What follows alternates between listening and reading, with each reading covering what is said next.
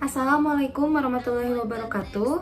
Perkenalkan, nama saya Nenggita Lestari dengan NIM 1930811031 dari kelas Administrasi Bisnis 4A Universitas Muhammadiyah Sukabumi. Di sini saya akan memaparkan materi tentang sumber daya manusia dengan judul pengembangan karyawan atau SDM. Yang pertama yaitu ada pengertian tentang pengembangan karyawan, di mana pengertian pengembangan karyawan sendiri adalah suatu usaha untuk meningkatkan kemampuan teknis, teoritis, konseptual, moral dari karyawan sesuai dengan kebutuhan pekerjaan atau jabatan melalui pendidikan dan pelatihan. Pendidikan sendiri yaitu bertujuan untuk meningkatkan keahlian teoritis, konsep, dan moral, sedangkan kalau pelatihan bertujuan untuk meningkatkan keterampilan teknis pelaksanaan kerja karyawan. Nah, pengembangan karyawan juga merupakan bagian dari perencanaan sumber daya manusia di dalam suatu organisasi ataupun perusahaan.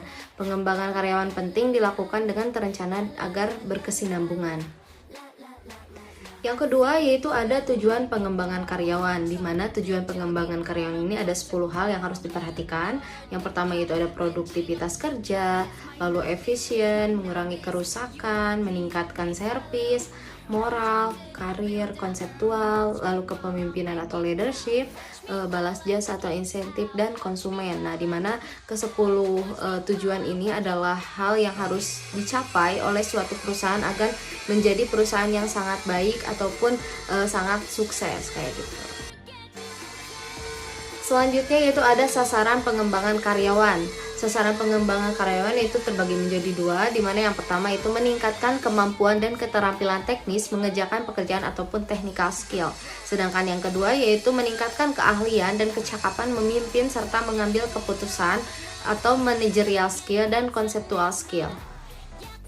Metode-metode yang digunakan dalam pengembangan karyawan yaitu terbagi menjadi 2, di mana yang pertama adalah metode latihan output ataupun training, dan yang kedua itu metode pendidikan ataupun disebutnya education method. Nah, dalam metode latihan ataupun training di sini ada 6 hal yang harus diperhatikan, di mana yang pertama adalah on the job. Apa sih on the job ini? On the job adalah cara metode atau latihan di mana terbagi menjadi 2, informal maupun formal. Yang kedua ada vestibul, di mana vestibul sendiri yaitu metode latihan yang dilakukan di kelas ataupun di bengkel yang biasanya diselenggarakan dalam suatu perusahaan industri untuk memperkenalkan pekerjaan kepada karyawan baru ataupun melatih mereka mengerjakan pekerjaan tersebut. Yang ketiga yaitu ada demonstration and example, di mana demonstration and example ini adalah metode latihan yang dilakukan dengan cara peragaan atau penjelasan bagaimana cara-cara mengerjakan sesuatu pekerjaan melalui contoh-contoh ataupun percobaan yang didemonstrasikan. Selanjutnya yaitu ada simulation, di mana simulasi merupakan situasi atau kejadian yang ditampilkan semirip mungkin dengan situasi yang sebenarnya, tetapi hanya merupakan tiruan saja. Selanjutnya yaitu ada apprenticeship ataupun kita sebutnya magang, di mana metode ini ada suatu cara untuk mengembangkan keahlian pertukangan sehingga para karyawan yang bersangkutan dapat mempelajari segala aspek dari pekerjaannya. Selanjutnya itu ada metode pendidikan ataupun education method, di mana ada 9 metode lagi yang digunakan dalam metode ini, metode pendidikan. Yang pertama itu ada training method, lalu ada understudy, job rotation employment progression, lalu ada coaching and counseling, junior board of executive or multiple management, lalu committee assignment, business game, sensitive training, dan yang terakhir ada other development method. Tolak ukur dalam pengembangan karyawan. Jadi apa sih tolak ukurnya dari pengembangan karyawan? Apa sih yang bakal didapat dari kalau misalkan kita sudah melakukan pengembangan karyawan? Nah, di sini ada beberapa tolak ukurnya yang bisa dilihat. Apabila perkembangan karyawannya sudah baik, maka kita akan mendapatkan prestasi kerja karyawan, lalu kedisiplinan karyawan, absensi karyawan, nggak ada yang bolos ataupun yang mogok kerja, lalu tingkat kerusakan produksi alat dan mesin berkurang, tingkat kecelakaan karyawan juga tidak ada, tingkat pemborosan bahan baku atau tenaga waktu juga digunakan dengan baik atau misalkan tidak ada pemborosan, bahkan yang lalu ada tingkat kerjasama, tingkat upah insentif karyawan, lalu prakarsa karyawannya, dan yang terakhir ada kepemimpinan dan keputusan manajer, dimana yang semua ini adalah tolak ukur atau misalkan hal yang dapat dicapai apabila perusahaan mengembangkan karyawan dengan baik dan benar. Di sini ada kendala dalam pengembangan karyawan, dimana sih pasti kalau misalkan dalam sesuatu hal itu pasti ada kendalanya.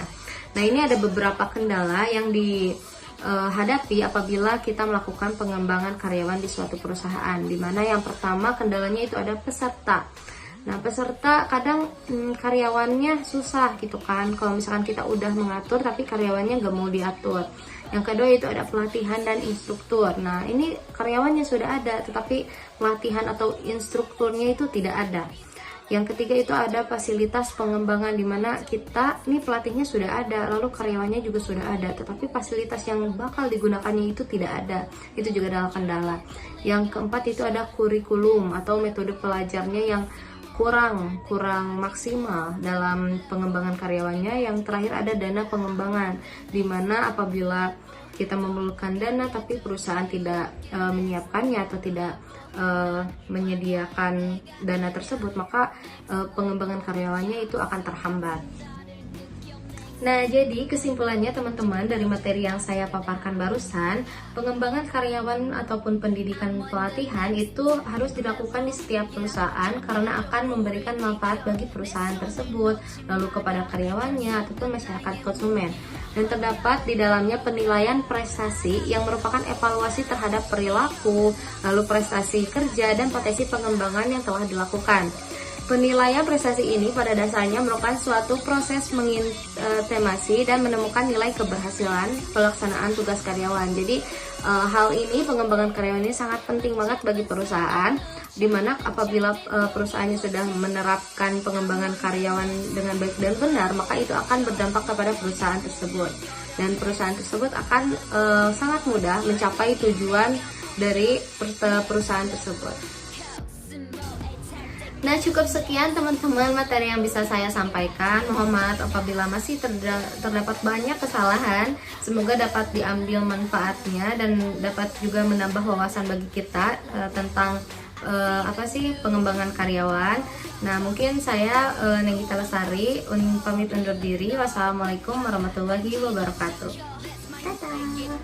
Watch me while I work it out. Watch me while I make it out. Watch me while I work it out. Work it out.